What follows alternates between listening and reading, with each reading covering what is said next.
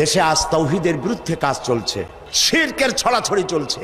আমরা কথা বলছি না চাকরির ভয়, যে কথা তিনি বলেছেন, ইমামতি চলে যাবে, ওয়াজের দাওয়াত হবে না।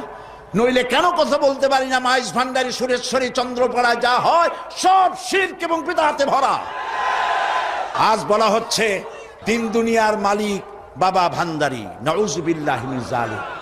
এই কথা যারা বলে আর যারা এই কথা বিশ্বাস করে 100% সলিড মুশরিক।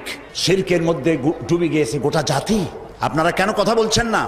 মসজিদে কথা বলুন, চাকরি চলে যাক। ময়দানে কথা বলুন, চাকরি চলে যাক। রাসূলুল্লাহ যেখানে দান্দার মোবারক শহীদ অবস্থায় উঠবে আল্লাহর দরবারে, যেখানে রাসূলের কলিজার টুকরা মা ফাতেমার নয়নের মণি ইমাম হোসেন সমস্ত শরীরের মধ্যে অসংখ্য তীরের দাগ নিয়ে আল্লাহর দরবারে উঠবেন, হযরতে হামজা কলিজা ফাটা অবস্থায় আল্লাহর দরবারে উঠবেন, সাহাবায়ে কেরাম রক্তাক্ত দাগ নিয়ে আল্লাহর দরবারে উঠবে, তখন নাদুস নুদুস চেহারা নিয়ে আল্লাহ রাসূলের সামনে কিভাবে দাঁড়াবেন? প্রয়োজন হলে জেলে যান, প্রয়োজন হলে মার খান।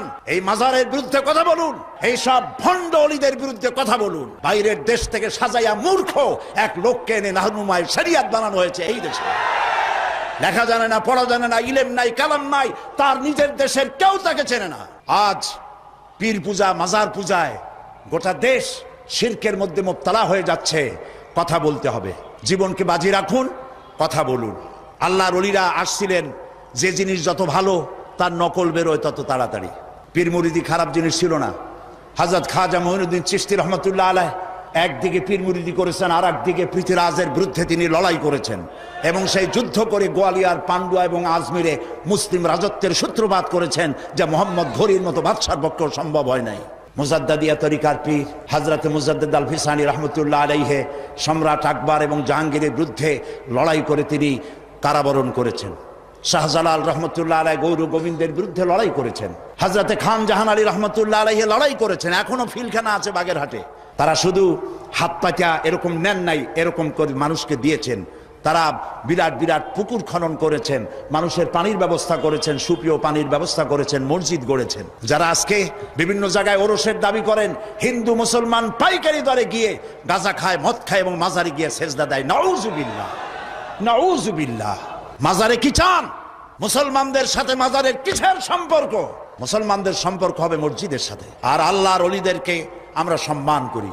ওলি হচ্ছেন তারা যারা নাকি কথা বলতে গিয়ে জেল খাটেন, জরিমানা দেন, শুধু পকেট ভর্তি করে টাকা নেন না, কথা বলতে গিয়ে জেল জরিমার মুখোমুখি হন, ফাঁসির মঞ্চে গিয়ে দাঁড়ান, তারাই হচ্ছেন সত্যিকারের ওলিউল্লাহ। আর যারা পয়সা কড়ি কামাই করেন, হক কথা বলেন না, হক কথা গোপন রাখেন, শুধু কদম বুসিয়ার মানুষের টাকা নিয়ে তৃপ্ত হন, তারা ওলিউল্লাহ নয়, আদুবুল্লাহ। আমাকে লোকেরা বলে, মাঝে মধ্যে বলে যে উনি পীরের বিরুদ্ধে কথা বলে। না, আমি ওই সব ব্যবসায়ী পীরের বিরুদ্ধে কথা বলি যারা মানুষের ঈমানকে হরণ করে।